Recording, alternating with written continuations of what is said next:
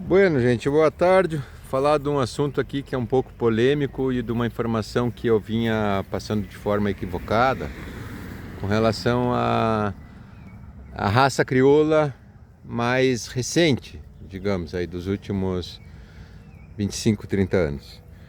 A raça crioula é uma raça muito antiga, 400 anos, aí foi formada com a participação de reconhecidamente algumas raças ancestrais, como a Látia, provavelmente a Churra do Minho, Churra Navarro, Churra, Churras Galega, vai saber Algárvia, mas que vem, que tem uma diferenciação, e essa diferenciação era considerada aí há 50, 60 anos atrás como uma seleção serrana, mais voltada para porte e tal, não tão boa de lã, com um enfoque na lã preta, porém a origem dela eram brancas, as serranas dessa origem da Serra, Santa Catarina, Rio Grande do Sul, dessa região, e as fronteiras, mais para o lado da campanha, do Uruguai, do Pampa, com participação genomicamente identificada de Corredale, de Rhône.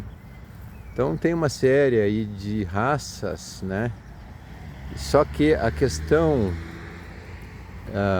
biotipo, ecotipo, serrano e fronteira, ela não existe mais. Isso eu não sabia, por isso eu quero esclarecer, porque isso era uma coisa muito antiga, né?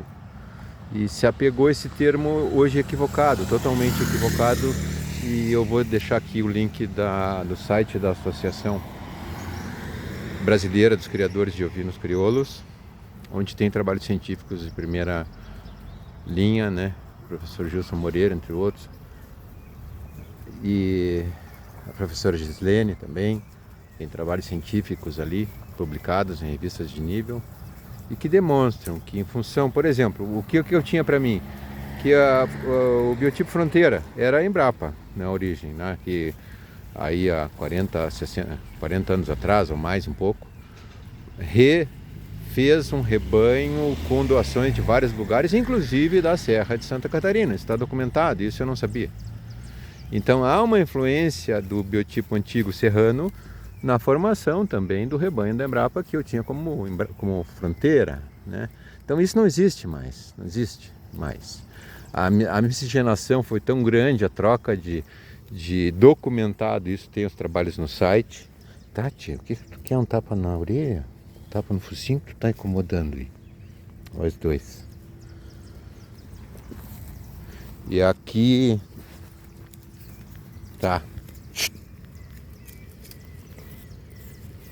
Tem que domar um pouco. E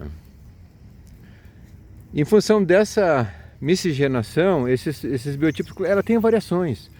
E aí eu vou fazer uma comparação, por exemplo, aqui, ó. A gente tem às vezes as caras meia careca, né? Isso aqui lembra uma látia, uma churra galega, uma churra do Minho, né?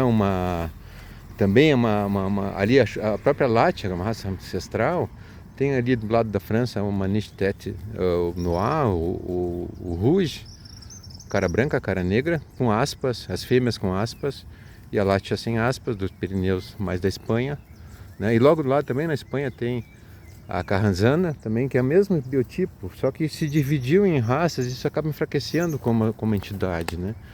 Se a gente pegar as principais associações do mundo de criadores, como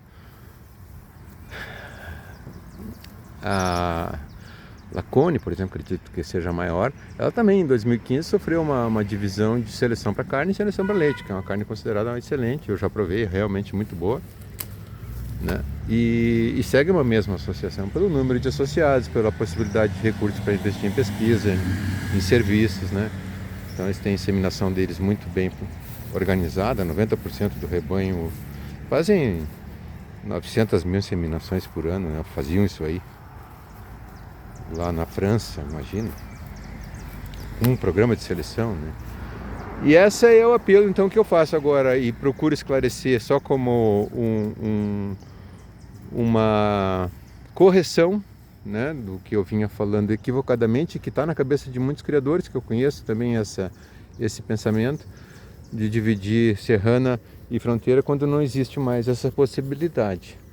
A raça é uma só, é uma raça crioula, né? E tem uma origem muito semelhante lá com a pantaneira, né? Que ainda não conseguiu se registrar no mapa. E quem sabe se fosse uma associação só, uma raça só, com as suas variações, como existe em qualquer raça, não seria mais forte. Então, hoje aqui, ó, olha as caras limpas lá, Tivalátia, e aqui já tem um tapetinho. Dá uma vassoura para ele aqui, ver se ele se acalma. Tem essa. Os abelhas estão começando a querer entrar no cio, eu fico tudo nervoso.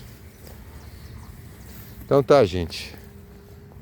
Deixando essa contribuição e essa necessária correção de algo que equivocadamente ainda faz parte da cultura dos criadores de ovelhas crioulas. Não esqueçam hoje a questão fronteira, a questão serrana, porque não tem mais como dividir. Tudo numa coisa só. Existem as seleções por rebanhos, existe sim a necessidade de a gente cada vez crescer mais, assim como está crescendo a bicoque, como já passou de raça com ameaça de extinção junto ao Ministério, já tem um livro aberto ainda na Arco, com 4 gerações conhecidas, com registro tu consegue transformar um animal que é puro por avaliação, que é o caso dessa borrega aqui, né, da mãe dela aqui. Filhos dela poderão ser prova 1, filhos com aí usando o carneiro sempre de um sangue superior, na 4ª geração ou 5ª geração, não sei, já vira PO. Então é um livro aberto, então é uma raça ainda em formação. E quando tu vê uma manifestação dessa aqui, né, essa ossatura, olha com uma característica do pelego dividido, amanhã ela vai fazer 2 meses, Dolores. Olha a coisa linda que tá. Tu vê uma manifestação de um gene antigo. Ele, que foi usado na serra, provavelmente sim, muito característico, porque tem outra que está bem parecida. Então, para reforçar as topetudas, essa aqui tem um topetinho, não sei de onde é que veio o topete. Tem o policerismo, vários chifres, né? Vai saber se isso não veio lá da raça Jacob, lá do Oriente Médio. Veio, origem. Não tem muita influência da Inglaterra a princípio, né? Pela história. Eu fui pedi até ajuda pro pessoal lá do Eduardo Bueno, né? Do Peninha, para ver se ele tinha algum registro, mas não fui feliz de saber como entrou e quais raças entraram. Nessas pesquisas, eu consegui chegar até 40 e poucos anos antes de Cristo, lá quando Júlio César entrou na Inglaterra lá para conquistar aquele território, na Anglia na época. E levou com ele o Plínio, um biólogo, né, que escreveu a primeira enciclopédia. E aí ele descreve, muito interessante isso, né, porque a gente tem como a Rony, talvez é uma outra coisa que possa ser melhor esclarecida, que eu desconheço realmente a verdade, mas Plínio descreve ovelhas adaptadas a pântanos na região do Kent, condado, ducado, sei lá o que é do Kent, e que se identificavam como marrone, assim como ele identificou também e descreveu na Cornualha, também na Inglaterra, no litoral ali, uma raça muito semelhante a Shorthorn, ou Shorton, como tu diz aqui, né? O Shorthorn. Então já havia isso antes de Cristo. O próprio muflão asiático, segundo dados que se tem, ele levou 5.000 anos para atravessar os Pirineus até chegar na Europa. Foi sendo selecionado e gerando raças ao longo do tempo, como tem várias, né? A ovelha é um assunto fascinante, porque tem muitas raças, mais de 1.000 e poucas raças. Tem raças novas e raças mais antigas. A crioula não é das mais antigas, mas também não dá para dizer nova. É uma raça que tem 4 séculos de seleção, né? Então tá aqui nosso plantelzinho de crioula se multiplicando, dobrando o número de fêmeas de um ano para o outro e encerrando esse ano de 2025 com chave de ouro. Aceitando as perdas e estando cada vez mais forte para encarar os desafios maiores. Uma boa final de quinta-feira para todos aí. Até a próxima.